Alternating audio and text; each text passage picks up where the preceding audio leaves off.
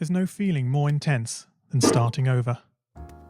If you've broken your Scratch project moments after you shared it, as I have, or you spent hours working on a project only to notice too late that one of your sprites has unexplainably gone missing.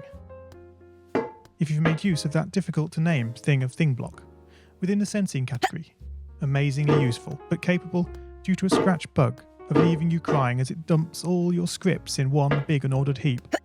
If you've made real progress coding a game over the course of the week, only to come back the next day to discover you weren't even logged in, nothing has been saving. Starting over is harder than starting up.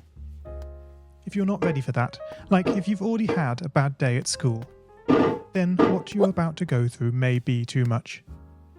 Feel free to go away and come back. I'll be here. Alright, thanks for coming with me on this trip. I'll understand if you need to take a break at any point. Just find a safe place to stop and remember to pause the game by pressing P.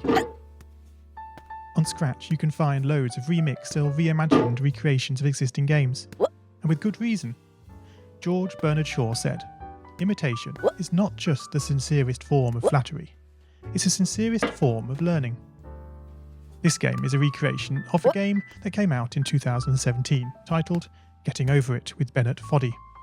That game in turn was a homage to a free game that came out in 2002. Both games involved dragging yourself, using a hammer, up a mountain assembled from assets and objects sourced from many other games. It seems appropriate then that, when trying to recreate Getting Over It in Scratch, that we should construct our mountain from the same assets used in literally millions of Scratch projects, the unmistakable contents of the Scratch costume library. Unlike Unity or Unreal, Scratch does not provide you with a built-in physics or 3D rendering engine. It has no state-of-the-art debugger, you can't even pause your scripts. We are forced to program old school.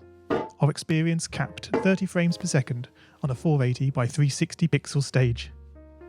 But these very restrictions force us to experiment, to think out of the box, to grow as developers as we become masters of all things Scratch.